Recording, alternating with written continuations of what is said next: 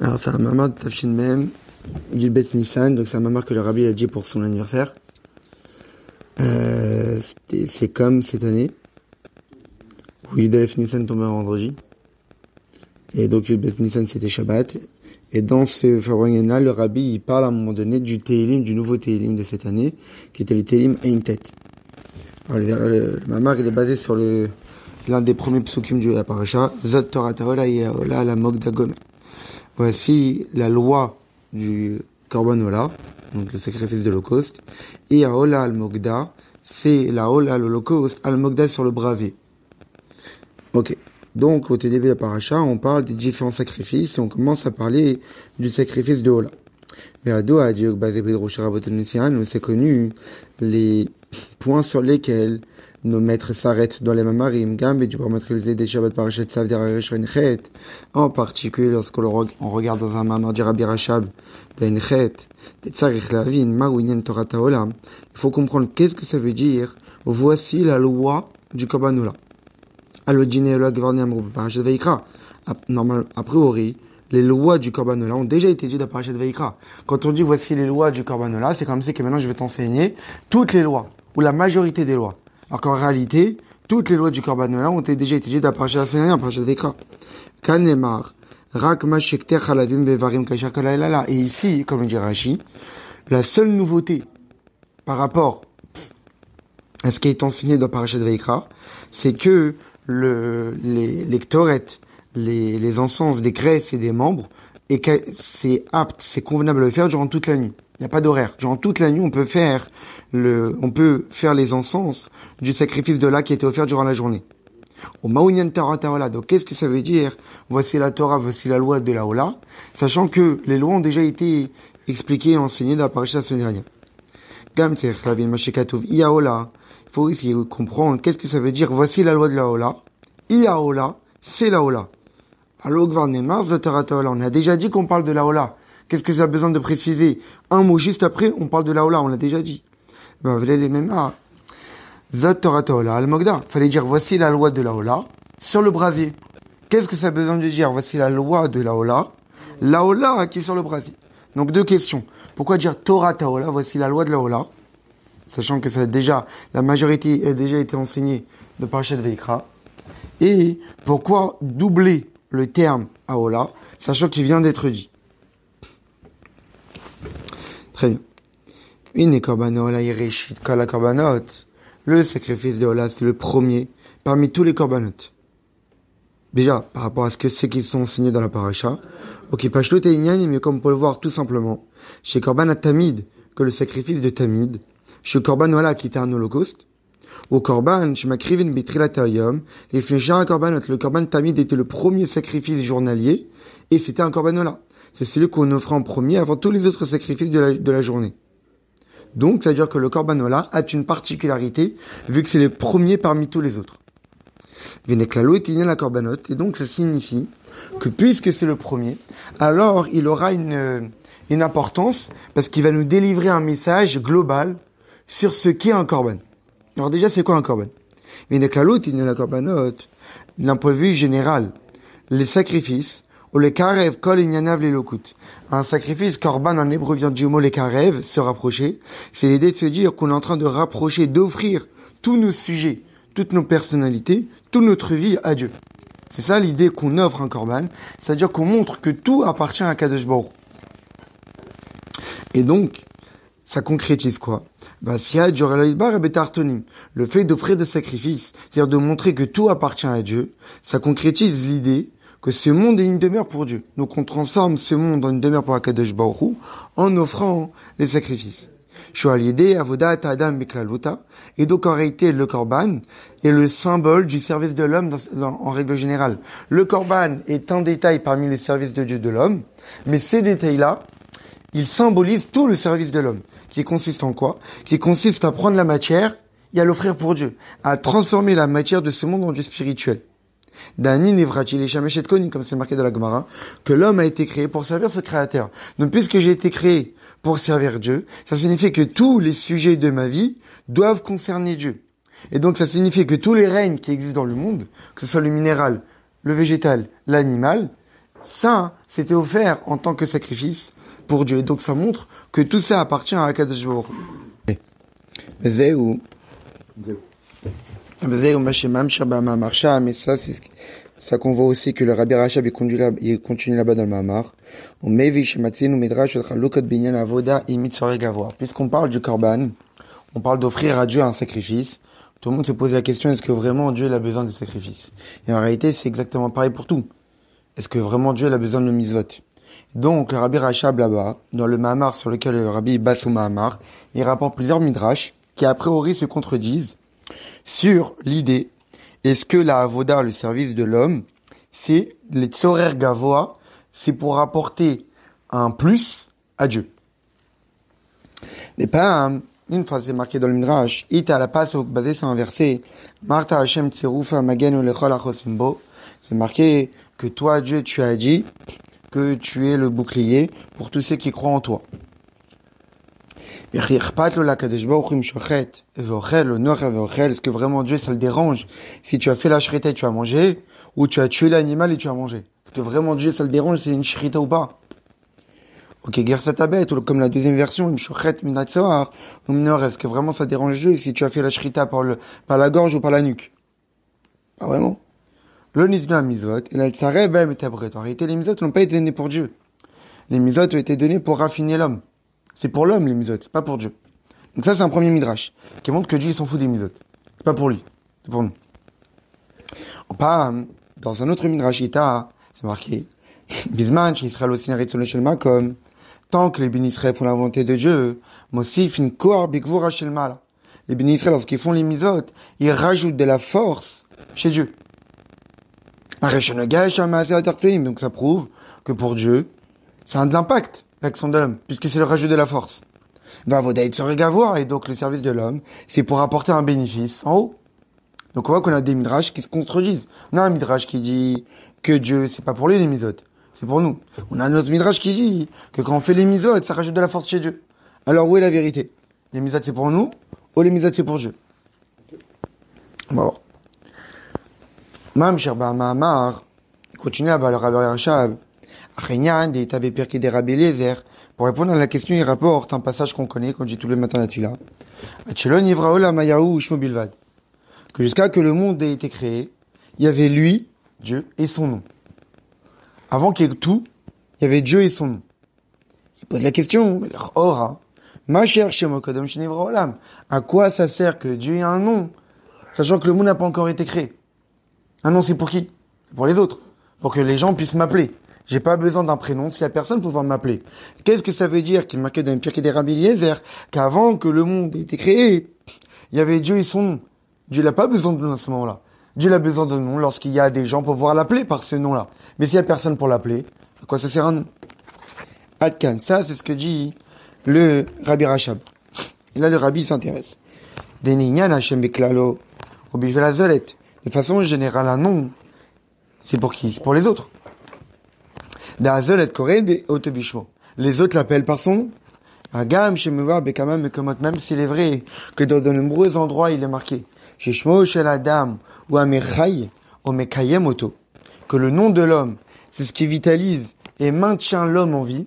C'est-à-dire qu'en réalité, le nom de la personne, elle est liée à la personne elle-même. Il y a un lien entre le nom et la neshama. Et les lettres du prénom sont la source de vitalité de la personne qui porte ce prénom-là. Pourquoi? Parce que comme on connaît l'exemple, que lorsqu'une personne est évanouie, le moyen pour pouvoir le réveiller de son évanouissement, c'est de l'appeler par son prénom. Et donc, qu'est-ce qu'on voit? On voit qu'en réalité, même lorsqu'on dit, c'est intéressant ce que dit le Rabbi, parce qu'en réalité, dans la référence de la note J, il y a marqué aller voir dans un mamar du Rabbi précédent. Là-bas, dans le mamar du Rabbi précédent, il fait la fameuse opposition qu'on voit du prénom. D'un côté, on voit qu'un prénom, c'est pas lié à la personne, c'est uniquement pour les autres. C'est qu'un prénom, il est utile pour que les autres puissent communiquer avec moi-même. Mais moi-même, j'ai pas besoin d'un prénom. Mais d'une autre façon, le prénom, il est lié à la personne, puisqu'il définit son identité.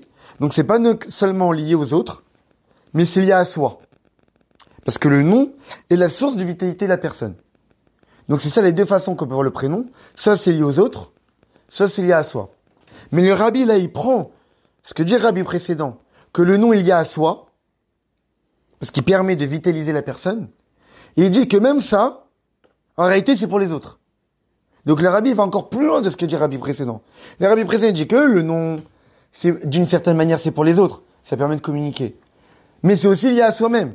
Parce que ça permet de vitaliser la personne par ce nom-là. Le nom est porteur de vitalité pour la personne. Le rabbi prend cette caractéristique que le nom est la source de la vitalité de la personne et voit ça comme aussi un aspect du nom qui est pour les autres. Même pas pour soi. Comment? Parce que le nom permet d'influencer, de révéler l'âme dans le corps. Mais même ça, que le nom permet de vitaliser l'âme dans le corps, c'est pour l'autre. Parce que c'est pour le corps. Puisque le nom est là, comme étant l'intermédiaire entre l'âme et le corps, pour l'âme. Le corps, c'est l'autre. Donc même si on dit que le nom, il est lié à l'identité de la personne, parce qu'il permet d'associer l'âme au corps, c'est quand même lié à l'autre. Puisque le corps, pour l'âme, c'est extérieur, c'est étranger.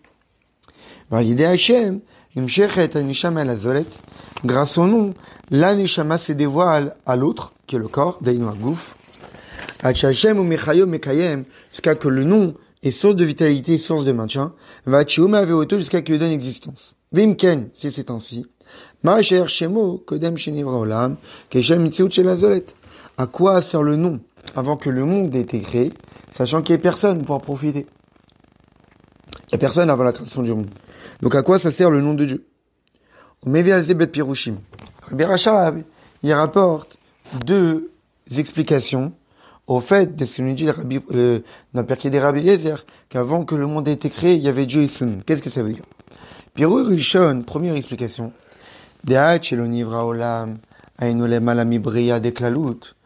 D'abord, pour comprendre, il faut d'abord définir qu'est-ce que ça veut dire qu'avant la création du monde. De quel monde on parle? Alors il dit, le monde dont on parle du monde de Bria Beklalut. Dans les textes de Chasséout, on explique, même si on sait qu'il y a 4 mondes, Atzilut, Bria, Yetzirah, Asiya, généralement, lorsqu'on parle de ces 4 mondes, on parle des mondes particuliers. Comme on l'avait déjà étudié dans Samer Vav, mais en réalité, ces 4 mondes en particulier ne sont la partie basse des 4 mondes généraux. En réalité, il y a Atzilut Beklalut, il y a Bria Beklalut, il y a Yetzirah Beklalut, il y a Asiya Beklalut. Il y a les 4 mondes dans leur vision générale. Les 4 mondes dont on parle en règle générale sont en réalité les 4 mondes dans le Asiya général. Mais au-dessus de ça, il y a Atzilut Beklalut, qui est avant la contraction. Vous savez très bien, comme on l'a étudié dans Saint-Merlin, qu'avant que le monde ait été créé, il y avait la lumière de Dieu qui remplissait l'espace. Au moment où Dieu a décidé de créer le monde, pour cela, il a créé un espace vide, dans lequel il a dévoilé toute la lumière à l'intérieur de cet espace vide. Et dans cet espace vide, il a créé les mondes. Maintenant, avant ce tzimtzum-là, avant cette contraction qui a créé cet espace vide, il y avait la lumière infinie de Dieu qui remplissait l'espace. Eh bien, à ce moment-là, il y avait le monde de Hatzilut Beklalut. Il y avait le Hatzilut général, qui correspond au moment où Dieu a décidé de créer le monde. Le moment où Dieu a décidé de créer le monde, mais ne l'a pas encore réalisé, c'est ce qu'on appelle Hatzilut Beklalut, le Hatzilut général. Donc quand on dit que avant que le monde ait été créé, on parle avant même le bria général. On parle même pas avant le bria particulier. On parle avant même le bria général. V'yetera mise même plus que cela. Atchelo neitza laolam. Avant que le monde ait été émané, les malam hatzilut des klalut, avant même le hatzilut général. Donc en réalité, quand on dit qu'il y avait Dieu et son nom avant que le monde ait été créé, on est avant même la première contraction. On est avant même la volonté de Dieu de créer. Même avant tout ça, il y avait Dieu et son nom. Le nom de Dieu était déjà présent. Pas, on est l'instant juste avant la création des mondes. On est même avant le premier tzimtzum. On est même avant la volonté que Dieu ait de créer le monde. Même avant ça, il y avait déjà Dieu et son nom. Il y avait déjà le nom de Dieu. Pierre rouge bête. Deuxième explication. D'Achelo nivra olam, kaela olam ha'atzilut, chez les malabria et tirasi aprachim. En réalité, quand on dit avant de créer le monde, on est dans le monde d'Atzilut, qui est avant la création, donc avant Bria. Donc on est à un niveau plus bas. On est après le premier Tzimtzum, on est dans le monde de Hatzilut, mais avant le passage de Hatzilut à Bria, là il y avait Dieu et son nom. Dans le monde de Hatzilut, il y a le nom de Dieu. Donc c'est ça les deux visions qu'on peut avoir de qu'est-ce que ça veut dire qu'il y avait Dieu et son nom avant la création du monde. Soit, première explication, il y avait Dieu et son nom avant même que Dieu ait décidé de tout créer. Donc on est avant même la première Tzimtzum, avant la première contraction. Deuxième façon de voir les choses, on est dans le monde de Hatzilut, avant le monde de Bria, c'est le qu'on connaît, où il y a le trône céleste, où il y a les Neshamot, etc. Très bien. Maintenant, il faut comprendre d'après la première explication. Ma'u Shemo, Atchelo Nivra Olam. Qu'est-ce que ça veut dire qu'il y avait le nom de Dieu avant même qu'il y ait quoi que ce soit? Parce que là, il y avait vraiment rien. On est avant même le premier Tzimtzum. Il n'y a rien. Il n'y avait même pas la décision de Dieu de créer. Alors comment peut-on parler de nous à ce moment-là? Alors, le rabbi de dire, Aïnyanou, qui a Atzmut, on est aussi à Kol. Parce qu'il y avait l'essence de Dieu. Il y avait Dieu.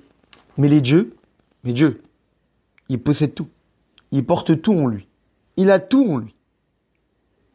Et donc ça veut dire quoi qu'il a tout en lui? Il a tout en potentiel.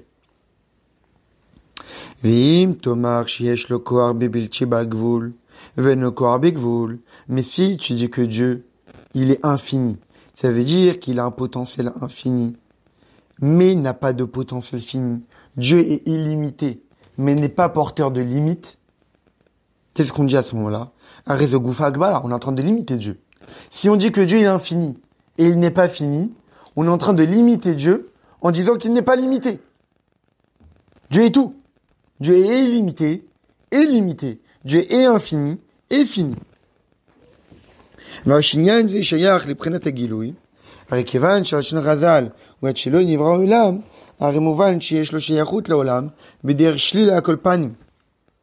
même si, généralement, quand on parle de monde, on parle de dévoilement, mais puisqu'on parle ici d'un niveau du divin, qui est avant la création du monde, donc on est en train de dire, il y avait Dieu et son nom avant que le monde ait été créé. Donc on crée un lien entre l'essence de Dieu et son nom et le monde. Alors certes, le monde n'a pas encore été créé, mais tu es en train de le définir comme étant celui qui était avant la création du monde. Donc tu laisses entendre l'existence de création du monde. Donc on parle d'un niveau du divin qui est avant la première contraction, qui est avant même la décision de Dieu de créer. Mais puisque tu le définis comme étant avant la création, donc il a un lien avec la création. Puisque s'il n'avait pas de lien avec la création, tu dis même pas qu'il est avant la création. Tu dis rien. Tu dis c'est Dieu. Mais là, tu es en train de définir un niveau du divin où il y a Dieu et son nom avant la création. Donc il y a un lien. Puisque tu le définis par cette phrase-là. Ça veut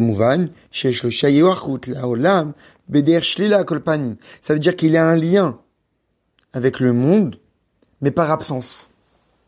Souvent dans la Chassidut, on dit, par exemple, on parle de Toarim Chiyuviyim ou de Toarim Shlilim. On parle qu'il y a plusieurs façons de définir Dieu. Soit de façon active, soit de façon passive. Soit de façon directe, soit de façon indirecte. Mais Gila, c'est le meilleur exemple. C'est-à-dire? Avec Gila, il n'y a pas de nom d'Hachem, mais tout est... Il y a la présence de Dieu, mais tu le définis par son absence. C'est-à-dire que souvent dans la Chassidut, on peut dire Dieu qu'il est Chacham, on peut dire qu'il est Gadol. Donc c'est-à-dire que tu es en train de définir ce qu'il est. Ou sinon, tellement que Dieu est grand qu'on ne peut pas dire ce qu'il est. On peut dire ce qu'il n'est pas. Dieu n'est pas petit. Dieu n'est pas bête. Le seul moyen que j'ai de définir Dieu, c'est de dire ce qu'il n'est pas. Là, le rapport qu'on est en train de définir Dieu avec le monde, c'est par aucun lien, par l'absence de lien avec le monde. On est avant la création du monde. Il n'y a pas de monde. Mais il y a un lien. Puisqu'on est en train de le définir avant la création du monde. C'est ça le nom de Dieu. Le nom de Dieu, c'est le niveau, le premier, c'est le potentiel de création de monde. Il n'y a pas de monde. Qu'est-ce que ça veut dire qu'avant que le monde ait été créé, il y avait Dieu et son nom? C'est-à-dire qu'avant qu'il y ait tout, chez Dieu, il y avait la capacité de créer. C'est ça le nom. Le nom de Dieu, c'est cette capacité que Dieu a de créer.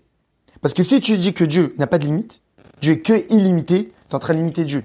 Forcément, Dieu, dans son essence, il a tout. S'il a tout, c'est qu'il est aussi porteur de ce potentiel de création. Même s'il n'a pas encore décidé de créer. Même s'il n'a pas encore créé. Le potentiel est là. Il a la possibilité de créer la limite. Et cette possibilité-là, de langage de nos maîtres, c'est le nom de Dieu. Très bien. Vehu, ou Ashoresh, l'Enetzal Olam, et c'est ce niveau-là qui est à l'origine de l'émanation du monde, Venivra Olam, et de la création du monde, Mira Deklalut al Debrieda Pratit, que ce soit la création générale, ou que ce soit la création particulière. Donc ça, c'est l'explication de la phrase de Pierre qui est des Rabbi Eliezer, d'un point de vue de la première version. Ou le Piro Shabbat, mais d'un point de vue de la deuxième version, qu'on parle, c'est-à-dire quoi? Qu'on est avant la création du monde.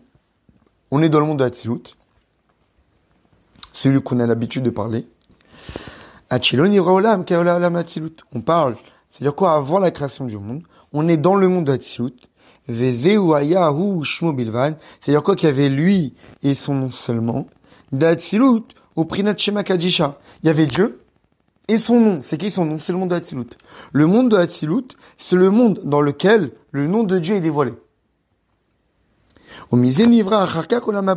Et à partir du monde de Hatzilut, à partir du nom de Dieu, qui est généralement le Shema Vaï, tétragramme divin, et créer tous les autres mondes. Par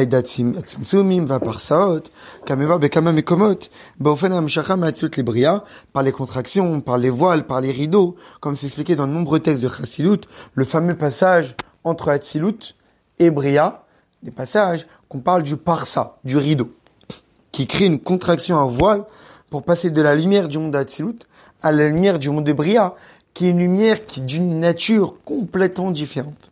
Donc là, qu'est-ce qu'on voit? On voit qu'en réalité, le but, c'est de comprendre, est-ce que les mitzvot ont un apport pour Dieu ou pas? Est-ce que les mitzvot ont un intérêt pour Dieu ou pas? Pour comprendre si les mitzvot ont un intérêt pour Dieu ou pas, faut d'abord définir de quel Dieu on parle. Il n'y a qu'un seul Dieu. Bon, on sait très bien quand on étudie Chassidut, il y a plusieurs niveaux du divin. Alors, la première apparition de niveau du divin, c'est dans les textes de Pirkei des Rabbi Eliezer. Dans les textes de Pirkei des Rabbi Eliezer, on parle de niveau du divin avant même la création. Avant même que le monde ait été créé, il y a déjà une sorte, si on peut s'exprimer ainsi, de dualité, de différents niveaux. Il y a Dieu et son nom. Il y a déjà différents niveaux qui apparaissent, avant même que le monde ait été créé. Ça veut dire que la création du monde, c'est pas elle qui a apporté la différenciation, mais la différenciation de niveau est déjà présente, si on peut s'exprimer ainsi, avant même la création. Comment? En fonction de comment tu vois la phrase du Pirkei des Rabbi Eliezer. Soit tu vois la phrase que quand on dit avant la création du monde, c'est avant même la décision de tout créer, il y avait déjà Dieu et son nom. Et quand on dit qu'il y avait Dieu et son nom, ça veut dire qu'il y a Dieu, à propos duquel on peut rien dire. Il y a le nom de Dieu, qui est le potentiel de création. Et donc, il y a un lien avec le monde. Ou sinon, on peut dire qu'il y a Dieu et son nom, c'est-à-dire qu'il y a Dieu, et le nom de Dieu qui est le monde de Hatzilut, qui est le monde qui est entièrement divin, dans lequel la création n'a pas encore apparu. L'existence n'est pas encore apparue. Les anges, les Neshamot ne sont pas encore là. Ils apparaissent que dans le monde de Bria. Donc dans le monde de Hatzilut, il n'y a pas encore d'existence. Donc il n'y a que Dieu et son nom, que le monde de Hatzilut, qui est porteur de divinité, dans lequel sont dévoilés le nom de Dieu. Maintenant qu'on a défini ça, on va comprendre les différents midrashim. Le midrash qui nous dit que les mitzvot n'ont aucun intérêt pour Dieu, c'est pour nous raffiner, pour nous spiritualiser, pour nous élever. Ou les mitzvot apportent une force supplémentaire à Dieu.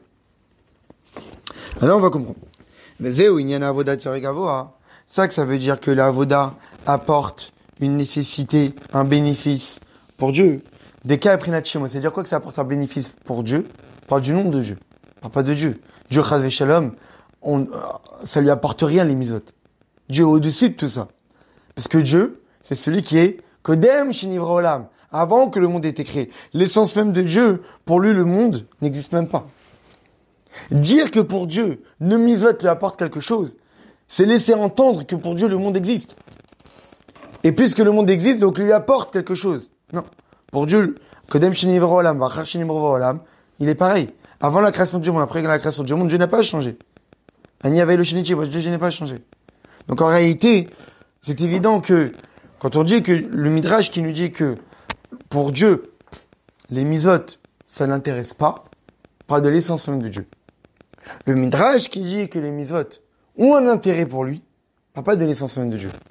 On parle du nom de Dieu. Parce que le nom de Dieu est lié au monde. Del Pirush Harishon, pour la première explication, Aïnou Dalide, Avodat de Torah Mitzvot, Mamshichim, et de Baal Hashem, Be'Hashem. Et maintenant, on va expliquer le Midrash qui nous dit que les mitzvot de l'homme ont un intérêt pour Dieu. Donc c'est pour le nom de Dieu. On va expliquer en fonction des deux versions qu'on a vues. De quel nom de Dieu on parle? On parle du nom de Dieu avant même que Dieu décide d'écrire le monde. On parle du nom de Dieu, le monde de Hatzilut. Là, on va comprendre. Pirush Harishon, pour la première explication. Aïnou Dalide, Avodat de Torah Mitzvot, Mamshichim et de Baal Hashem, Be'Hashem. Quand on dit que les mitzvot ont un intérêt pour Dieu et augmentent la force spirituelle du divin, parce qu'en réalité, lorsqu'un juif accomplit les mitzvot, il apporte un dévoilement de l'essence même de Dieu dans le nom de Dieu. On parle du nom de Dieu qui est avant même la création. On parle du nom de Dieu qui est à l'origine de la création. On parle du nom de Dieu qui est avant même la contraction. Eh bien, nos mitzvot sont capables d'atteindre un niveau pareil. Ils apportent un bénéfice pour le nom de Dieu qui est à l'origine de tout.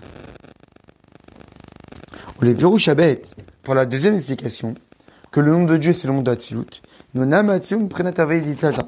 le monde d'Hatzilut c'est le nom de Dieu, le tétragramme divin inférieur. Même si le tétragramme divin, comme on a l'habitude de le voir, c'est le nom de l'essence même de Dieu, le fameux Shem Ha'etzem, le fameux Shem HaMeforash. Donc le tétragramme divin, c'est le nom de Dieu.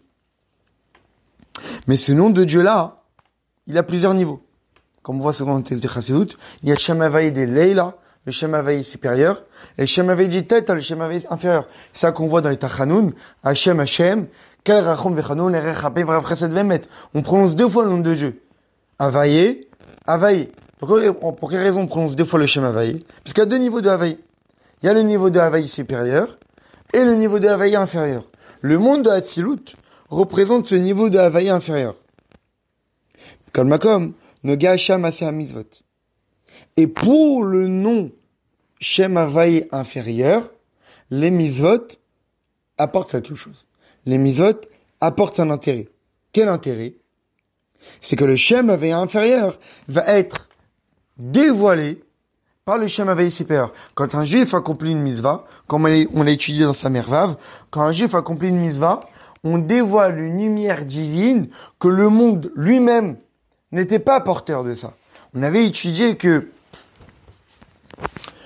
quand on étudie la Torah et qu'on pratique les mitzvot, on ne permet pas au monde d'exister. Le monde existe déjà depuis la création. Quand on étudie la Torah, on pratique les mitzvot, on rajoute de la vitalité. On dévoile des lumières divines qui sont supérieures à la création. Que de elle-même la création n'aurait pas été capable de supporter. Mais que nous, on élève le monde en dévoilement de la divinité qui est supérieure à la création elle-même. Donc quand on dit que quand on applique Torah et Mitzvot, on apporte de la force supplémentaire au Gavoa, au divin, c'est parce que le divin dont on parle, c'est le monde de Hatzilut, qui est le Shem Havaï inférieur, et que quand un juif étudie la Torah et pratique les mitzvot, il dévoile un surplus de lumière divine que de lui-même, le monde de Hatzilut n'était pas porteur. Parce que lorsque Dieu a créé le monde, il a créé le monde avec une lumière qui est illimitée. Mais lorsque le juif accomplit les mitzvot, il dévoile une lumière divine infinie, que le monde lui-même n'était pas porteur de cette lumière-là. C'est ça le surplus de lumière, que même le monde de Hatzilut en profite. Mais Zéou Mashiach, Mitzvot Nikret Beshem Mitzvot Havaye. C'est ça l'idée, que les mitzvot s'appellent les mitzvot de Dieu. Pourquoi on dit que c'est les mitzvot de Dieu? Parce que lorsqu'on accomplit une mitzvah, on dévoile le Shem Havaye. Le Shem Havaye supérieur dans le Shem Havaye inférieur. Parce que les mitzvot dépendent et proviennent du Shem Havaye. Comme on l'avait étudié dans Samer Vav. Kedita Bezoar, comme c'est marqué dans les Zohar. Shamizot Luyot Baochet Havaye. Que les mitzvot dépendent des lettres du Yud Kevavke. Kanavim Kluin Bad Kale. Comme des grains de raisin dépendent de la grappe. C'est-à-dire qu'en réalité, les mitzvot sont accrochés au Shem Havaye et tiennent par le Shem Havaye et sont produits par le Shem Havaye. Comme on l'avait vu dans Samer Vav, on l'avait étudié, quand on voit dans Kriyat Shema la Mita, avant de dormir, on dit que si une personne a fauté dans le Yud, en ne faisant pas Kriyat Shema, alors il aura ce qu'il a. Si une personne a fauté par la lettre He, alors il aura Srefa, etc. Donc on voit qu'en réalité, nos mitzvot sont liés au tétragramme divin. Et que que Dieu nous en préserve, un juif transgresse une avéra, il porte préjudice au tétragramme divin. Si un juif transgresse telle avéra, l'idolâtrie, il porte préjudice au Yud. Chez un juif transgresse telle une autre avéra, il porte préjudice au He. Maintenant, on avait aussi vu, on va le répéter maintenant, un enseignement très intéressant de l'Admon Msaï, qu'en réalité, d'où on voit que les mitzvot sont une production du Shem Havaye. Parce qu'en réalité, les mitzvot sont le Shem Havaye. Comment on le voit? Je sais pas si tu te souviens, Menachem. Parce que le mot mitzvah, c'est le Shem Havaye. Le mot mitzvah, c'est même tzadik vavhe. On voit que ça finit par vavehe, comme le yud kevavke. Mais en réalité, même les tzadik sont le yud et le he. Comment? On sait très bien qu'il y a différentes façons de voir le aleph bet. Et des fois, les lettres du aleph bet peuvent s'échanger. On peut changer les lettres gutturales ensemble. Un aleph avec un in, etc. Et en réalité, il y a une façon de voir les lettres, le aleph bet. On peut les changer par le système de ce qu'on appelle adbash. La première lettre, on peut la changer par la dernière lettre. Aleph avec le tav. Le bet avec le shin. Le gimel avec le resh. Le dalet avec le kouf. Etc., etc. Et quand tu continues comme ça, tu remarques que la lettre même, que la lettre yud, peut s'en changer par la lettre même. Et la lettre vav peut s'échanger par la lettre he, peut s'échanger par la lettre tzadik. Ce qui fait que yud ke vav ke, le yud s'échange par le même, le he s'échange par le tzadik, et ça fait mitzvah. Mitzvah, c'est yud ke vav ke. Mais pour quelle raison on change? Parce que le Yud Kevavke, c'est le nom de l'essence même de Dieu. C'est la volonté même de Dieu. Qui est beaucoup trop puissante pour se dévoiler telle qu'elle est dans ce monde. Donc le seul moyen qu'on a pour que le Yud Kevavke puisse se dévoiler dans ce monde, c'est à travers un changement de lettres. Qu'on n'a pas les lettres directement du Yud Kevavke, c'est qu'on change le Yud par un même, et on change le He par un tzadik. Et ça devient la mitzvah. La mitzvah que Dieu nous donne, ce sont les moyens qui sont à notre disposition pour dévoiler le Yud Kevavke ici-bas. Le Vav et le He du Yud Kevavke, ce sont les dernières lettres. C'est la partie dévoilée du Yud Kevavke. C'est la partie la plus basse du Yud Kevavke. Donc elles, on n'a pas besoin de les changer. Elles sont accessibles pour l'homme. Donc on les change pas. La partie supérieure du Yud Kevavke, qui sont la partie cachée, le Yud, c'est la Chokhmah. Le He, c'est la Bina, c'est la réflexion, c'est la partie cachée. La partie cachée est inaccessible pour l'homme. Le seul moyen qu'on a pour s'attacher au Yud Kevavke, c'est de changer les lettres. Et le Yud en même, et le He en tzadik. Et ça crée mitzvah. Donc en réalité, la mitzvah, dans ce monde, quand on met les tefilines, en réalité, c'est Yud Kevavke. Mais c'est le Yud Kevavke rendu accessible pour l'homme. C'est pour cette raison que lorsqu'on accomplit une mitzvah, on dévoile le Yud Kevavke. Parce que la mitzvah, c'est le Yud Kevavke. Et lorsque Mashiach viendra, on aura le dévoilement du Yud Kevavke directement. Sans que ce soit caché par un changement de lettre, Yud en même, et He par tzadik. Donc c'est ce que dit ici le Rabbi. Le Rabbi nous dit qu'en réalité, pour quelle raison on appelle mitzvot Hashem, les mitzvot de Dieu, Yud Kevavke? Parce que la mitzvah, c'est le Yud Kevavke. Vechen Torah nikret Torah Hashem. Pareil, la Torah est appelée la Torah de Dieu. Kalida Torah ou Mitzvot, Mamshichim Mifrinat, Avaïdi Lelea, Mavaïdi le Tata. Parce que lorsqu'un juif étudie la Torah et pratique les Mitzvot, il dévoile le Shem Havaïe supérieur dans le Shem Havaïe inférieur. Très bien. Le film Mashikatu Bavodat HaKodesh, tel que c'est marqué dans le livre de Kabbalah Avodat HaKodesh, où Shem Mamshichim Tosefet Or Mishem Havaïe, Meshem Elokim, Meshem Adnut, qu'en réalité, on dévoile un surplus de lumière du Shem Havaïe dans le Shem Elokim et dans le Shem Adnut. C'est ça en réalité, qu'on accomplit une mitzvah, on dévoile le Shem Havaïe dans les d'autres noms de Dieu qui sont inférieurs. Comme Shekatu Vata Igdalna Koach Adne, comme c'est marqué dans Parashat Shlach, et maintenant tu vas grandir la force du nom Adné. Uktiv, Tenu Oz l'Elokim, donner de la force Elokim.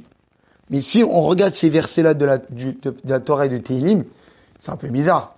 Comment je vais grandir le Shem Adnut? Comment je vais grandir le Shem Elokim? Ce sont des noms de Dieu, on les grandit pas. Nous, on n'apporte rien à Dieu. On parle de nous. On parle du niveau de divin que pour eux, le juif, il a un apport. Il peut leur apporter quelque chose. On m'a chez Ambrou, mais quand on dit que pour Dieu, qu'est-ce que ça l'intéresse les mitzvot? Kae al-Bal Hashem. On parle de ceux qui possèdent le nom. On parle de Dieu. Chez la même qui est au-delà du nom. Chez Sham le Negam Avodat Anivraim, pour l'essence même de Dieu, les mitzvot n'ont aucun intérêt, n'ont aucun apport, on n'apporte rien à l'essence même de Dieu. Pour l'essence même de Dieu, les mitzvot c'est pour nous. Pour le nom de Dieu, on leur apporte quelque chose, on dévoile quelque chose, on élève les mondes spirituels. Le juif a une place dans la construction, dans le maintien et dans l'élévation des mondes spirituels et à plus forte raison de ce monde-là. Maintenant qu'on vient d'expliquer tout cela, Minalpiak d'Amazo, après cette introduction-là, Shavoda, Magad, Rag, Bifrinat Hashem, qu'est-ce qu'on comprend? On comprend que nos mitzvot qu'on accomplit atteignent uniquement le nom de Dieu. Mais elles n'atteignent pas le sens même de Dieu. On n'atteint que le nom. Alors voilà, on a une grosse question. Il faut comprendre. Mash, Amour Bil Midrash, ce qui est marqué dans le Midrash, Ketché vers Chalom et Nesulam. On connaît le rêve de Yaakov. Il a rêvé, il a vu une échelle. La Mechira Kadesh Baruch Yaakov Sarouch el Bavel, Ole Ainak Viki Afkin, Veshel Madai Nunbet, Veshel Yavan Koufpe. Qu'est-ce que ça veut dire que Yaakov il a vu une échelle avec des anges qui montent? Le Midrash nous dit, Yaakov il a vu l'ange de Bavel qui est monté 70 échelons, faisant référence aux 70 années d'exil de Bavel. L'ange de Madai, 52. L'ange de Grèce, 180. Comme c'est expliqué là-bas dans le Mamar de Rabbi Rachab, le sens de ces nombres-là. Veshel Edom, et l'ange d'Edom, donc le dernier exil dans lequel on est, Ol, il est monté, venu de Akama, mais Yaakov, il a vu, mais il descendait pas. Il n'a vu que monter. Et Bota, Shan, Ichar Yaakov, il a eu une grande peur à ce moment-là. Amar, Shemaenu Yerida, cet ange-là d'Edom, je vois qu'il s'élève. Je vois qu'il s'élève spirituellement. Il prend de la place. Il s'élève dans sa force. Mais il chute pas. Quand est-ce qu'il va descendre? Amala Kadesh Baruch Hu lui a dit, Altira Avdi Yaakov, ne t'inquiète pas Yaakov, un filou olé. Etzli, même s'il monte jusqu'à moi, Ani Morido, moi je vais le faire descendre. Donc Yaakov, il a vu en réalité cet exil, qui s'arrête pas. Ça veut dire quoi que l'ange d'Édom, il monte? Bah, c'est l'exil dans lequel on est, qui continue sans avoir de fin. Les autres exils, on a vu la fin. On avait la fin de l'exil de Bavel, on avait la fin de l'exil de Madai, on avait la fin de l'exil des Grèces. Mais cet exil-là de Rome, on ne voit pas la fin. Et Dieu lui dit, ne t'inquiète pas, même s'il monte jusqu'à moi, je vais le faire descendre.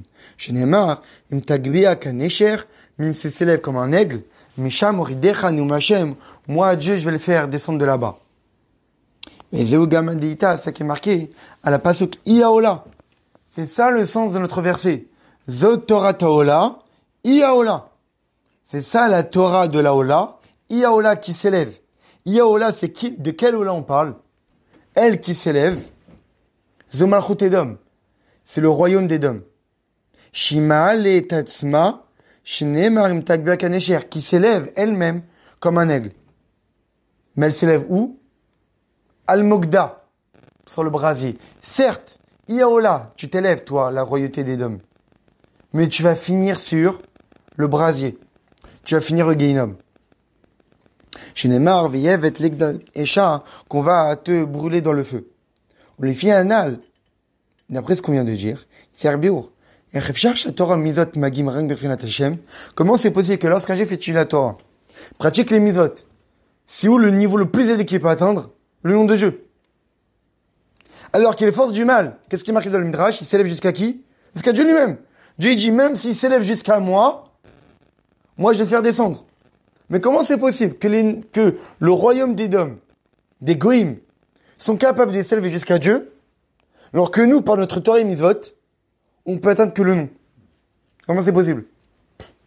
C'est incompréhensible. Et donc là, on commence à répondre plus ou moins à la question. Qu'en réalité, l'explication, d'après la chassidut de notre souk de la Torah, Zot Torah Tola, voici la Torah de la Ola, c'est la Ola sur le brasier. En réalité, la deuxième passage du verset, voici la Ola, Iaola sur le brasier, on parle du royaume d'Édom. Ça veut dire l'exil dans lequel on est, qui est une Ola, qui ne fait que s'élever. Qui s'élève, qui prend de la force, qui s'intensifie, et que plus le temps avance, plus l'exil devient de plus en plus lourd, devient de plus en plus obscur, devient de plus en plus difficile pour le peuple juif. Mais, cette Ola-là qui s'élève, il va finir sur Mogda le brasier. Il va finir dans le feu, il va finir au Guéinom. Maintenant, avant ça, que commence le verset? Zot Torah Taola.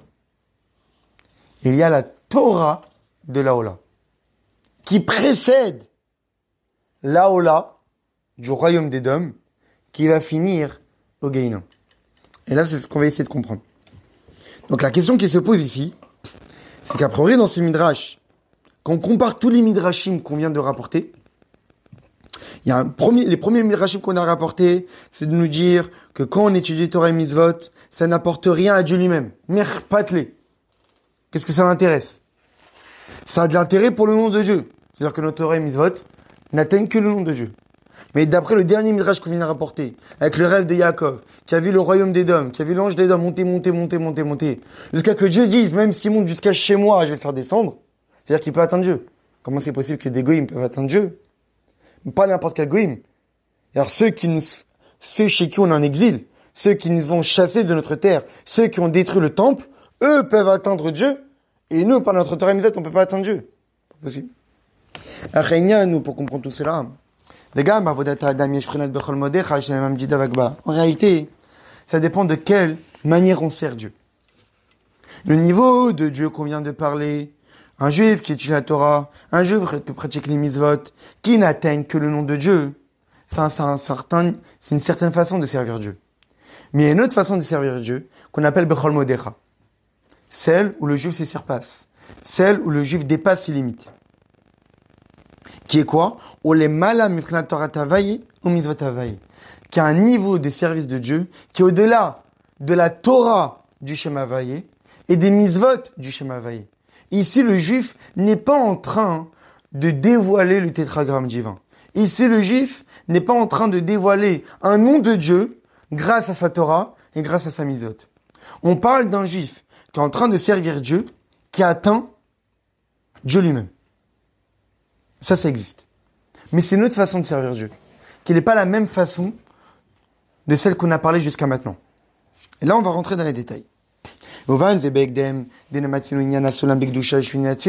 parlé d'échelle, on a parlé d'échelons, on a parlé de niveaux stades, de différents stades, de différents degrés que Yaakov a vu des exils. On imagine bien que cette échelle-là, que le Midrash nous parle d'un point de vue négatif, des anges de nos ennemis, on peut aussi l'avoir d'un point de vue positif. Il existe une échelle dans le service de Dieu, qui est la Tfila. Kitab et Tchikonézor, comme c'est marqué dans Tchikonézor, Sulam dat Sluta. L'échelle dont on parle, c'est Tsluta, c'est la Tfila. Yadoa, comme c'est connu, des Besoulam des Tfila, que dans l'échelle de la Teliach d'El Shlevot, il y a 4 échelons.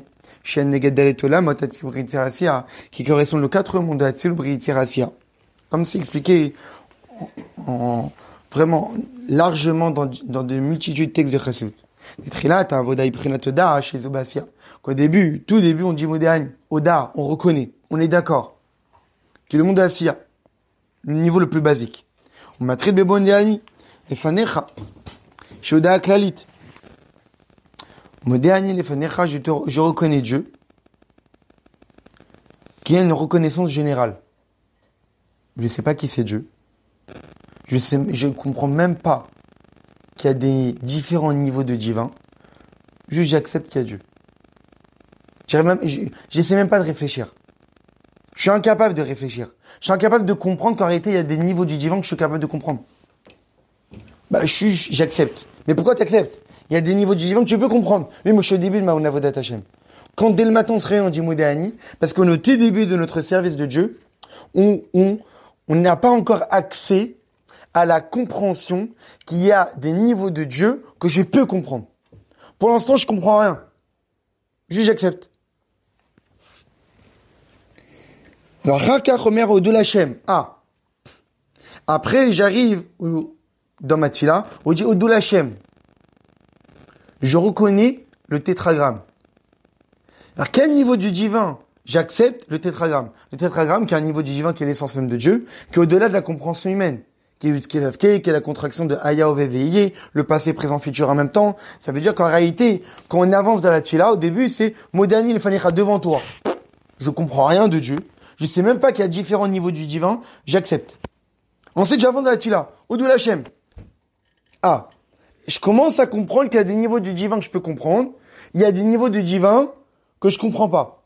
Et le seul moyen que j'ai d'adhérer à ces niveaux du divin, c'est de les accepter. Quel niveau de divin on parle qu'on accepte, c'est le Shem Havaï. Le Shem Havaï, je le comprends pas. C'est le Kevavke, c'est le nom de l'essence même de Dieu, c'est le nom du miracle, c'est celui qu'on ne comprend pas.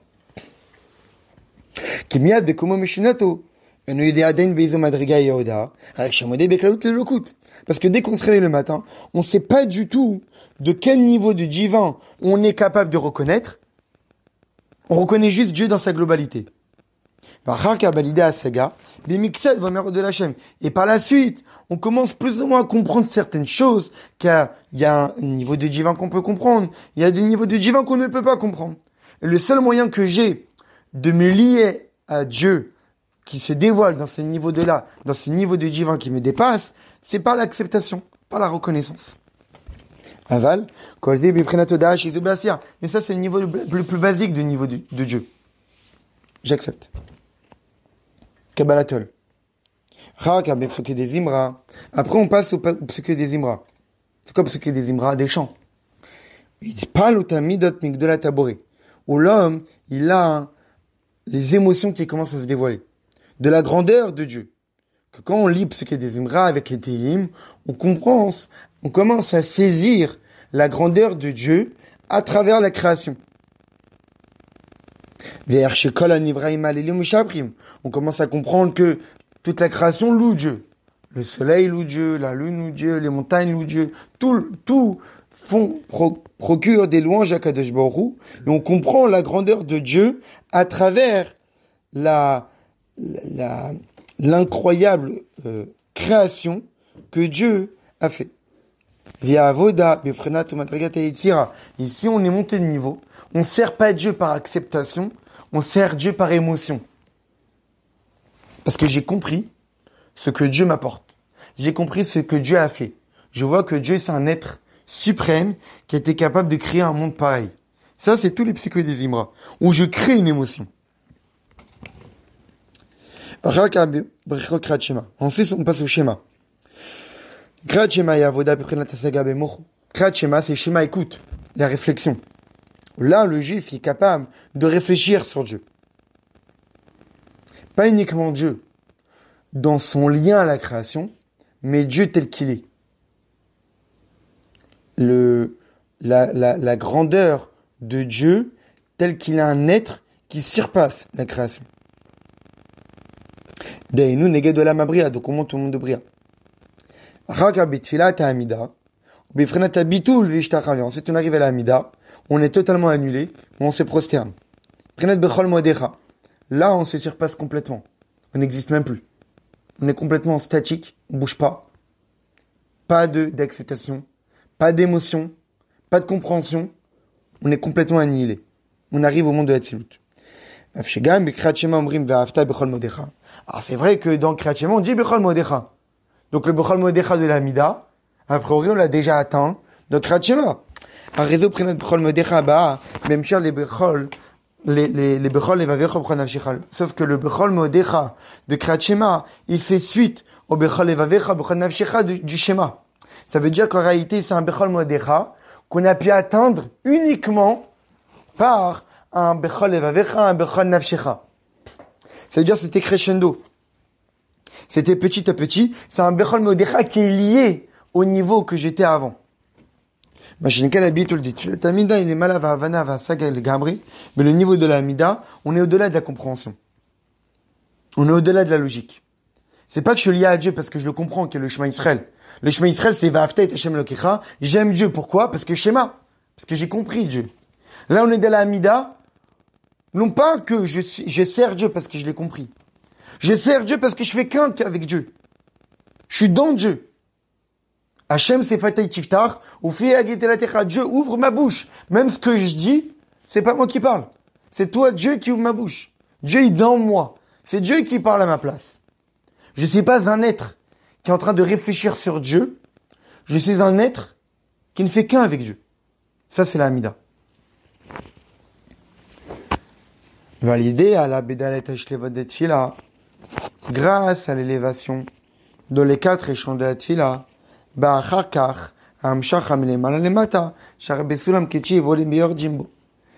après l'Amida, on sait très bien que sur une échelle on peut y monter, mais on peut aussi y descendre. Après l'Amida vient la descente, qui est le dévoilement de toutes les élévations qu'on a connues pendant la Tfila. Omnam, yesh prinat bechol modecha chez les malagami tfilat Amida. Mais tout ça, on est encore dans les 4 niveaux. Tout ça, on est encore dans les échelons qui montent. Qu'on voit quelqu'un qui monte. On voit quelqu'un qui monte et qui atteint des niveaux. Mais il y a un niveau encore qui surpasse tout ça. Que le niveau de Bechol Modecha, où le juif se surpasse complètement. Derrière Tfilat Amida, Gam Yachad Mashlevot Shebesulam, Shalav Nemar, Olim, Viordim. La Tfila, même si c'est un niveau qu'on vient de définir, qui surpasse, où l'homme est complètement annulé devant Dieu, où l'homme se prosterne à Dieu. Mais c'est un niveau qui fait partie de l'échelle. C'est un niveau sur lequel on monte, mais sur lequel aussi on peut descendre. Mais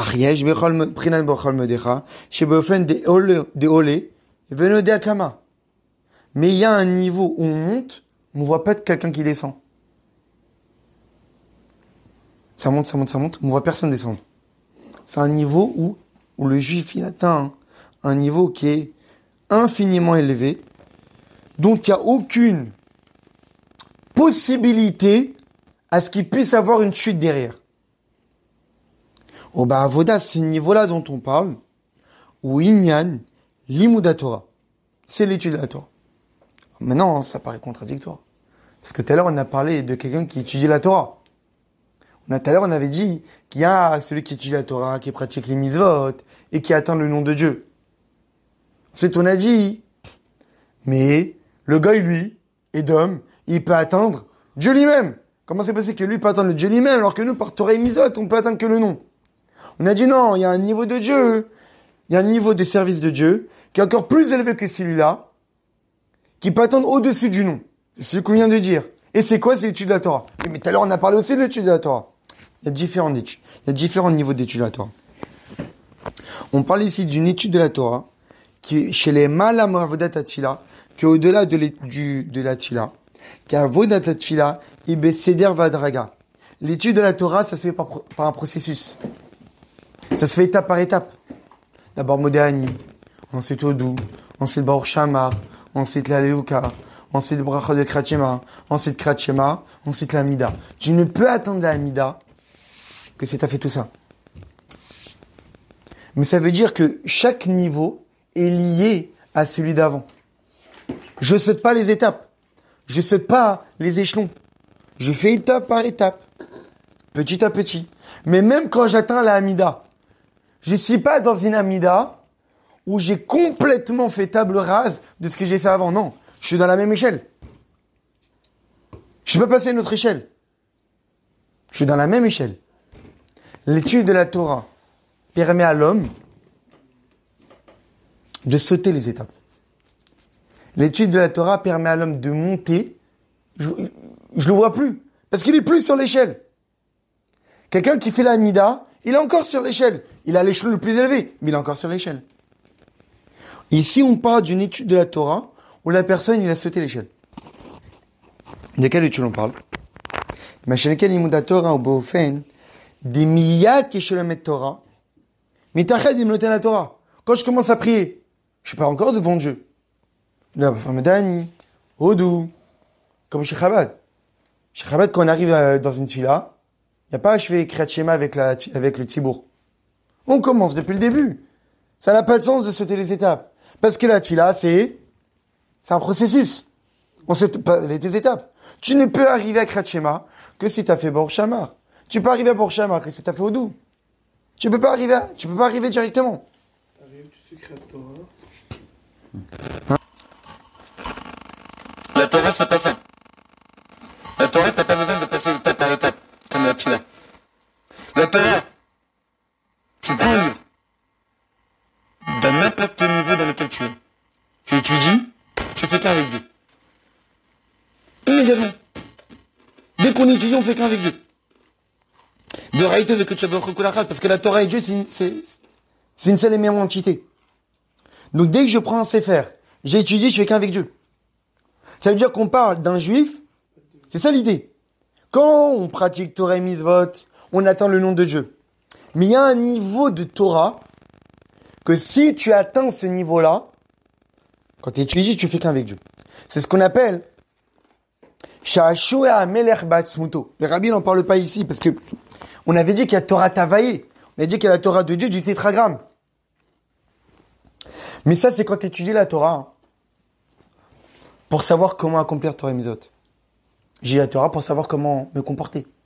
J'étudie la Torah pour m'acquitter de la mitzvah d'étudier la Torah. Il y a un niveau de Torah qui s'appelle la Torah pour la Torah. Ce qu'on appelle la Torah Lishma. C'est-à-dire la Torah, quand j'étudie, je provoque un plaisir incommensurable à Kadosh Baruch Hu. Ce qu'on appelle Sha'ashuri HaMelech, les désirs du roi, Batzmuto en lui-même. C'est le plaisir d'être. C'est pas un plaisir qu'on obtient par quelque chose d'extérieur. C'est un plaisir qu'on obtient de par soi-même.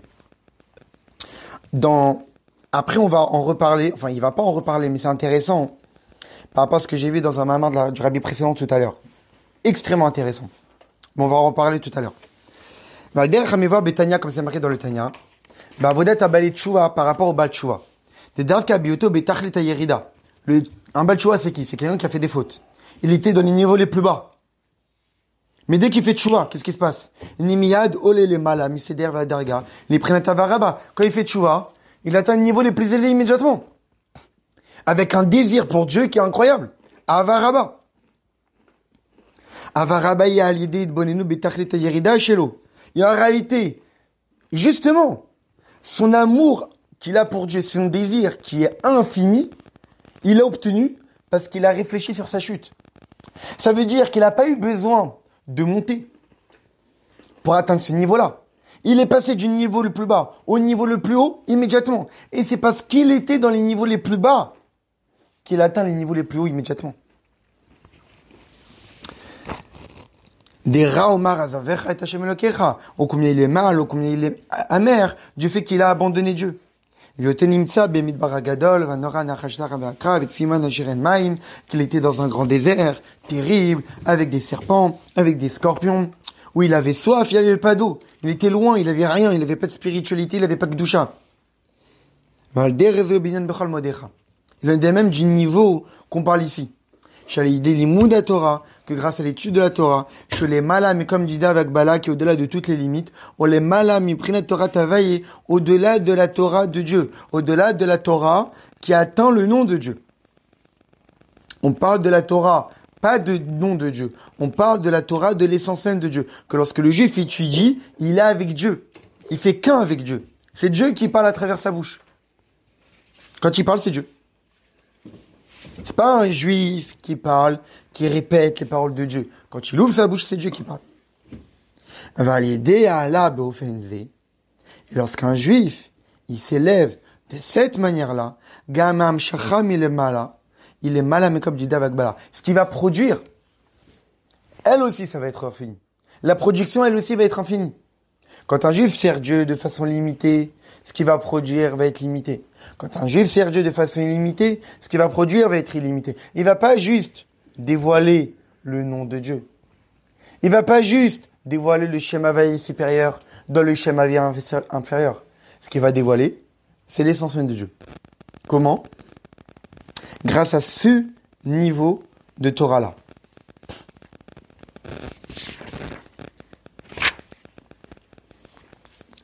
Vine etzelo madzias Elokim.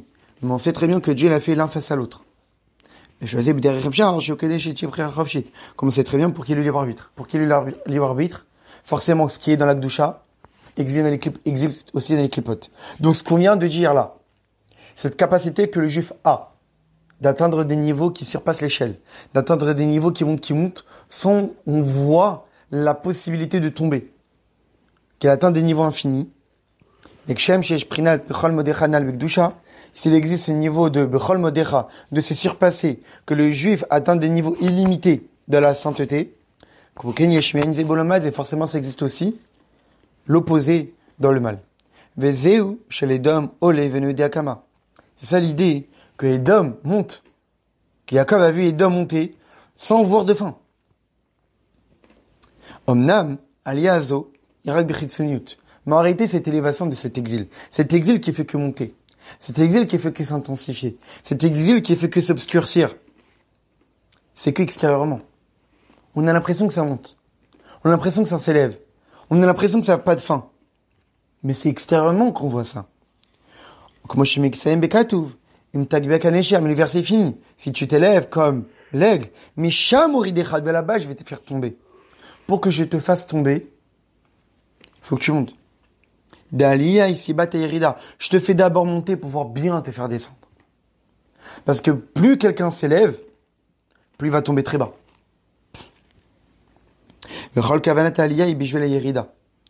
Toute l'intention de l'élévation du goy, toute l'intention de l'élévation de l'ennemi, c'est pour qu'il descende dans les niveaux les plus bas. C'est tout l'inverse du juif.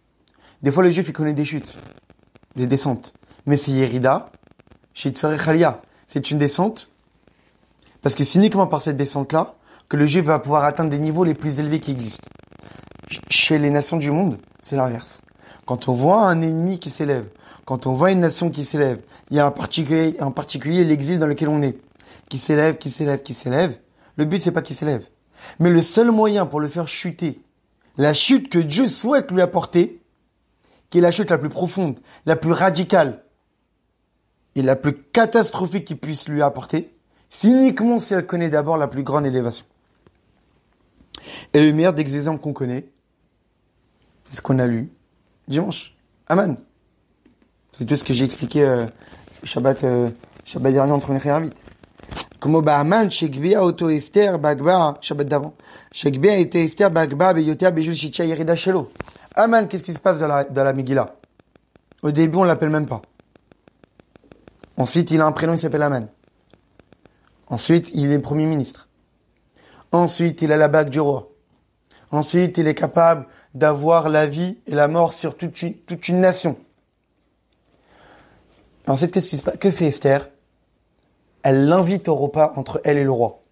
Et que vient faire cet individu dans un repas intime entre le roi et la reine? Il n'a rien à faire là-bas. Sauf qu'Esther savait. Pour que Haman chute, il fallait que je l'élève à un niveau où il n'a rien à faire là-bas. Qu'il puisse connaître une place spirituelle qu'il ne peut pas supporter. Jusqu'à maintenant, tu t'es élevé. On accepte ces élévations que tu as connues. C'est supportable. Mais je vais t'amener à une élévation que tu ne pourras pas supporter. Donc, elle a invité à un repas intime entre elle et le roi. On sait très bien que Achashverosh, c'est Dieu. On sait très bien que Esther, c'était les bénis Israël en exil. Et donc, le fait qu'Aman assiste à un repas intime entre Achashverosh et Esther, c'est qu'on a élevé Aman à un niveau spirituel d'union intime entre Dieu et les bénis Israël. Aman, t'as rien à faire là-bas. T'assistes là-bas, t'es mort. Et c'est ce qui est passé. Il est mort. Il a chuté, il est tombé, il a trébuché. Achashverosh lui dit, quoi? Tu veux conquérir ma femme chez moi? C'est ce que dit Dieu. Toi, Aman, tu crois, tu vas pouvoir profiter de cette place-là. Il est mort. C'est ça l'idée. Dieu, il laisse les ennemis s'élever uniquement pour qu'ils puissent mourir après, pour qu'ils puissent chuter après. C'est ce que Dieu dit à Jacob. T'inquiète pas. Si tu le vois monter jusqu'à moi, c'est pour que moi, je le fasse descendre. Parce que tant qu'il ne s'est pas encore élevé jusqu'à moi, il ne pourra pas connaître la chute que je veux lui donner. Pour qu'il puisse connaître la chute, il faut qu'il s'élève jusqu'en haut. Vezoi aola al-mogda. Et là, on a compris le verset. Vezot Torah taola. Voici la Torah de la Ola. C'est quoi la Torah de la Ola? La Torah qu'on parle. La Torah qui s'élève.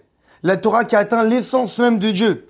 Et cette Torah-là, elle est capable de s'opposer à Iaola al-Mogda.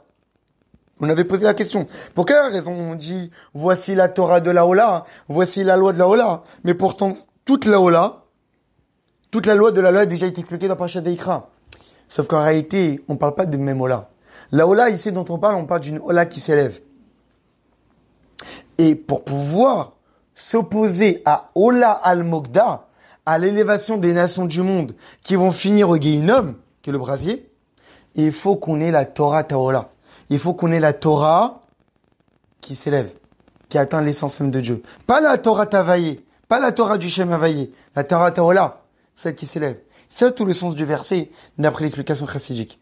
Zot Torah Taola, voici la Torah qui ne fait qu'un avec Dieu, que quand tu l'étudies, immédiatement tu t'attaches à Dieu, immédiatement tu t'élèves, sans passer par un processus, sans passer étape par étape.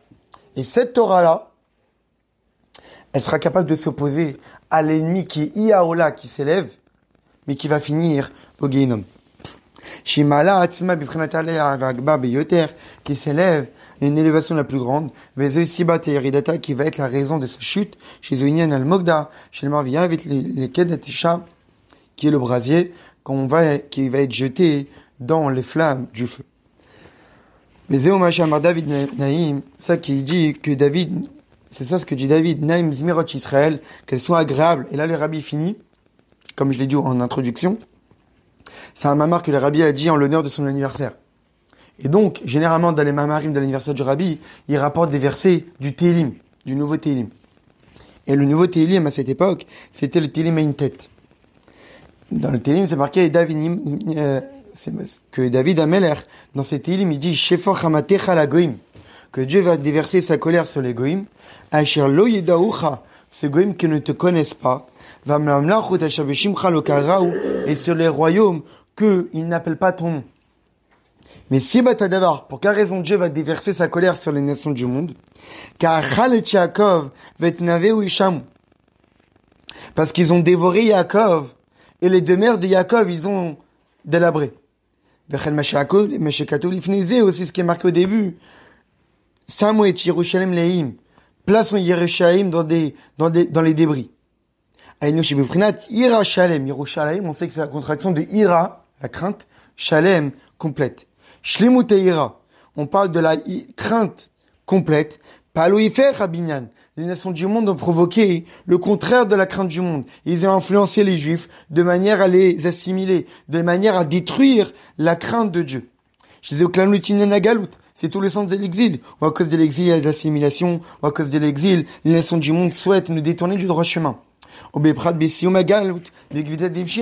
en particulier de l'exil de l'école où on est, de l'étalon du Mashiach, ou être un bon juif et avoir une crainte irachalem, c'est extrêmement dur. Sur ça, il dit, cette élévation qu'ils ont été capables de ne pas prononcer le nom de Dieu, qu'ils ont été capables de ne pas appeler Dieu, qu'ils ont été capables de dévorer le peuple juif, ils ont été capables de détruire nos villes, ils ont été capables de rendre Yerushalayim des débris. C'est pour arriver à quoi? Shefach hamatecha, de déverser la colère de Dieu. Adlisium amizmor, va'anachnu amer vetzan mariter, noda lecha, l'olam, le darvador, nesa pertilatecha. Mais le but c'est quoi? Tu as laissé les nations du monde nous attaquer. Tu as laissé les nations du monde faire des Yerushalayim des débris. Mais par la suite, tu vas déverser ta colère pour que nous, qui sommes ton peuple, qui sommes ton bétail, et que toi, tu es notre berger, que nous, on te reconnaît, et qu'on prononce tes louanges de génération en génération, chez Sipora Tehilot, Yilolam, Bofen Mitzri, nous, on va vivre éternellement. Eux, on a l'impression qu'ils s'élèvent. Ou on a l'impression que c'est eux qui dominent. Mais en fin de compte, ils vont être massacrés. Eux, ils vont être vaincus. Et nous, on va vivre éternellement. De Chen Chelanu, que ça soit pareil pour nous. De Mamira, Shefach Hamatecha, que quand on va prononcer Shefach Hamatecha, Nimshach Adlema Shemrim Besima Agada, on puisse atteindre, puisqu'on est déjà dans la préparation de Pessah, on puisse atteindre la fin de la Agada, les Shana Abba Yerushalayim. C'est très bien que Shefach Hamatecha, c'est à la fin de la Agada. Et on finit la Agada en disant les Shana Abba Yerushalayim, que l'année prochaine on puisse être à Yerushalayim. On connaît très bien la question. Pour quelle raison on dit l'année prochaine Yerushalayim? Maintenant, on va être à Yerushalayim. Pourquoi l'année prochaine? On connaît la réponse du rabbi précédent. En réalité, non, maintenant, on va être à Yerushalayim. Et puisque maintenant, on va être à Yerushalayim, alors on constatera que l'année prochaine, on sera à Yerushalayim. Automatiquement, l'année prochaine, on sera à Yerushalayim. Votre Kipirush Rashi, comme Rashi dit, Hashemesh ba, Sheba Agvar. C'est-à-dire quoi, les Shana Abba? C'est-à-dire quoi, Shana Abba? L'année qui vient. Parce que quand on dit en hébreu, comme dit Rashi, qui vient, qui est déjà venu. Quand on dit l'année prochaine, Yerushalayim, c'est une mauvaise traduction. L'année qui est déjà venue, on sera à Yerushalayim. Parce que dès Pessah, on sera déjà à Yerushalayim.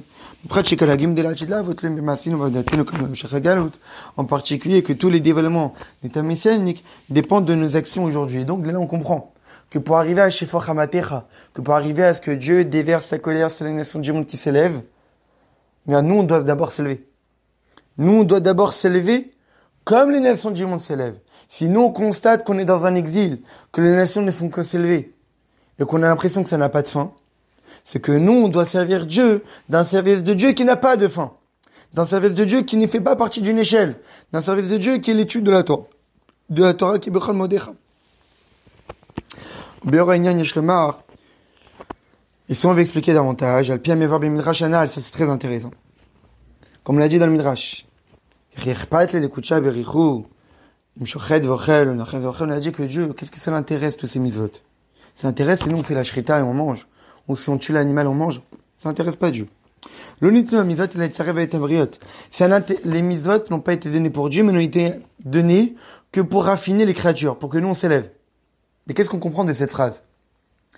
Dieu n'est pas intéressé par la mitzvot, mais les mitzvot ont été donnés pour raffiner les créatures, pour que nous on s'élève. Des mitzvot goufa mouvan, de là on comprend. Des gamba prina de l'ir patlo, quand on dit que Dieu n'est pas intéressé par les mitzvot elles-mêmes, Dieu n'est pas intéressé par les mitzvot, certes, mais Dieu est intéressé par l'élévation du juif. C'est comme ça qu'il faut comprendre le Midrash.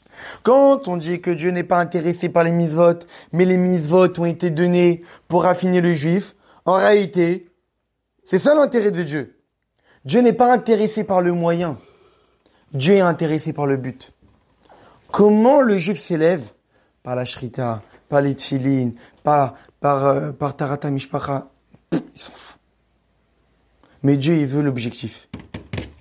Qui est que le juif s'élève. Ça, Dieu s'intéresse. Que le juif s'élève. Que le juif s'élève par Torah et Mizot, ça l'intéresse. Mais les moyens qui sont employés pour que le juif puisse s'élever, ça s'intéresse pas. Comme c'est expliqué dans un mamar de la rabbi précédent très intéressant, sur le travail. Chez quand la misra obligé la parnassa chez c'est quand un juif travaille, quand même travaille. C'est pour la parnassa. C'est pour le geld, c'est pour l'argent. Mais ça m'a misra, mais le travail en soi, ça m'intéresse pas. Le travail, il m'intéresse pas vraiment. Ce qui m'intéresse, c'est ce que je vais gagner par ce travail-là. Ce travail-là, ce travail-là, ce travail-là. Ok. C'est pas ça qui m'intéresse vraiment. Ce qui m'intéresse, c'est ce que je vais gagner derrière. Tout le travail, c'est pour la parnassa que je vais gagner. Le travail que j'ai, les secondaires. Mais l'essentiel, c'est l'argent que je vais gagner. Ben, c'est pareil. Les Bnei Israël, Dieu et la Torah ne font qu'un. Dieu n'est pas vraiment intéressé par les mitzvot. Les mitzvot, c'est comme le travail. Il s'en fout un peu. Telle mitzvah, telle mitzvah, telle mitzvah. C'est pas ça qui l'intéresse vraiment, Dieu. Ce qui l'intéresse, c'est que grâce à ta mitzvah, tu t'es raffiné. Que grâce à la mitzvah, le juif est devenu une nouvelle personne. Que grâce à la mitzvah, le juif s'est élevé spirituellement. Ça intéresse Dieu. Les moyens, pas vraiment. Comme nous, quand on travaille. Ce qui nous intéresse, c'est ce qui rentre dans le compte. Pas vraiment le travail en soi. J'aurai une parenthèse.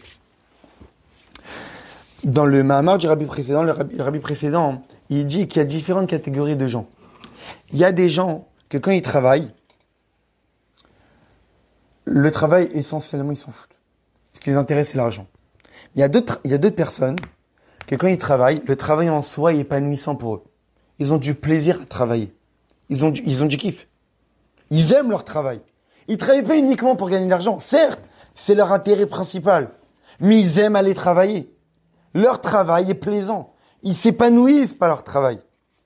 Et le rabbi précédent dit c'est pareil pour l'étude de la Torah. Il y a l'étude de la Torah pour l'argent. C'est-à-dire quoi l'étude de la Torah pour l'argent? Quelqu'un qui étudie la Torah pour être acquitté de la mitzvah d'étudier la Torah. Quelqu'un qui étudie la Torah pour savoir comment accomplir les mitzvot. C'est très bien. Mais il y a l'étude de la Torah qui est ce qu'on appelle kinyan nafsho. Quelqu'un qui étudie la Torah pour s'acquérir soi-même. Ce que j'avais dit tout à l'heure. Le plaisir de nous-mêmes. Le plaisir d'exister. Quand un juif étudie la Torah, le plus haut niveau de l'étude de la Torah, c'est que j'étudie la Torah par plaisir. J'ai du plaisir à étudier la Torah. J'étudie pas la Torah pour m'acquitter. J'étudie pas la Torah pour savoir comment ne pas transgresser, comment accomplir les mitzvot. J'étudie la Torah pour l'étude de la Torah. J'ai du plaisir à étudier la Torah. J'ai du plaisir parce que je m'épanouis. J'ai du plaisir parce que je me développe. J'ai du plaisir parce que je grandis spirituellement. Comme quelqu'un qui va travailler. Pas uniquement pour gagner de l'argent. Mais parce qu'il aime travailler. Il fait ses travaux et pas autre chose. Et ça, c'est le plus haut niveau d'étude de la Torah. C'est le niveau d'étude de la Torah où j'étudie pour l'étude. Pour la Torah. Pas pour ce que j'en tire derrière. Mais pour ce que c'est. Ça veut dire que quand je vais étudier, c'est pour la Torah, c'est l'ishma. Quand on dit l'ishma, c'est pour le nom de la Torah. C'est pas pour l'intérêt derrière, mais pour elle. Ça, c'est le plus haut niveau. Et ça ressemble un peu au niveau de Torah qu'on a parlé tout à l'heure. Que quand j'étudie la Torah, c'est pas Torah Tavaï. C'est pas une Torah pour un intérêt de dévoilement. C'est la Torah, c'est pour la Torah elle-même, pour s'attacher à Dieu. Et ça, c'est l'idée des fichiers Israël, que Dieu et le juif ne font qu'un grâce à la Torah. Dans l'idée que grâce à la Torah, amnistarfim. C'est quoi mistarfim? La chaîne sirou visicourt. Ils sont raffinés. Vegam mistarfim. Et aussi, ils s'associent. Ils s'unissent avec Dieu. Achegam abriot Israël, au point que même les créatures de Béni Israël, c'est-à-dire que même les juifs les plus bas qui existent, qui n'ont de grandeur uniquement d'être des créatures de Dieu, ils ne font qu'un avec Dieu. Israël au point qu'ils sont unis avec le roi ensemble. Et donc là, qu'est-ce qu'on comprend? On comprend qu'en réalité, quand on dit que Dieu n'est pas intéressé par les mitzvot, quand on dit que Dieu est intéressé par la mitzvot, la réponse à tout, c'est quoi? C'est que Dieu n'est pas intéressé par le moyen, Dieu est intéressé par l'objectif. Dieu n'est pas intéressé par les mitzvot, quelle que soit la mitzvah que le juif accomplit, c'est pas ça qui l'intéresse. Ce qui l'intéresse, c'est que quand on accomplit la mitzvah, le juif s'élève. Et en réalité, c'est le plus difficile. C'est que la plupart d'entre nous accomplissent les mitzvot pour cocher la case. J'ai mis les tefilines, j'ai fait ma tefila, j'ai mangé kasher, j'ai fait Shabbat, j'ai fait Tarata Mishpacha. Mais ça, les Dieu, ils s'en foutent de ça, en fait. Ils s'en foutent que t'as fait la shrita ou pas. Ce qui l'intéresse, c'est que est-ce que c'est apporté dans ton élévation? Est-ce que tu t'es élevé grâce à ça? Si tu t'es élevé grâce à ça, Dieu il s'intéresse. Si tu t'es pas élevé, si tu t'es pas rapproché de Dieu, si tu ne fais pas qu'un avec Dieu, il s'en fout un peu. Certes, t'apportes des intérêts pour le nom de Dieu. Mais est-ce que nous, on vit pour le nom de Dieu? On sait même pas. On comprend rien, nous. Nous, ce qu'on fait, c'est Dieu lui-même. Ça nous intéresse. Que Dieu, il vit avec nous. Mais pour que Dieu, il vit avec nous, lui, ce qui t'intéresse, c'est ce que toi, tu veux vivre avec lui. C'est ce qu'à travers les mitzvot, tu veux t'élever. Ou à travers les mitzvot, tu veux cocher des cases. Et grâce à tout ce qu'on vient de dire, alors va s'accomplir que de même que les jours de ta sortie d'Égypte, je te montrerai des merveilles. Que lorsque Mashiach viendra, on connaîtra des merveilles qui sont du même niveau, même plus élevé que les merveilles de la sortie d'Égypte. Les Feshigula Zoinitrit, parce qu'on connaîtra une délivrance qui est éternelle, Gula Shenachea Galut, une délivrance qui n'a pas d'exil après. C'est-à-dire, on aura des élévations là sans fin. L'exil, lui, il s'élève, mais il aura une fin. Nous, la délivrance, ce sera des élévations sans fin. Les malam agbalot des zman, au-delà du temps, derrière les malam imdidav agbalot des makom, et aussi au-delà de l'espace, des aporetz les fanenu, comme c'est connu que Eretz Israël va s'élargir, il n'y aura pas de limite. Au Pharas, on va s'étendre. Bivat Mashiach, c'est quand même un vers mamash, lors de la venue du Mashiach, qui nous très prochainement.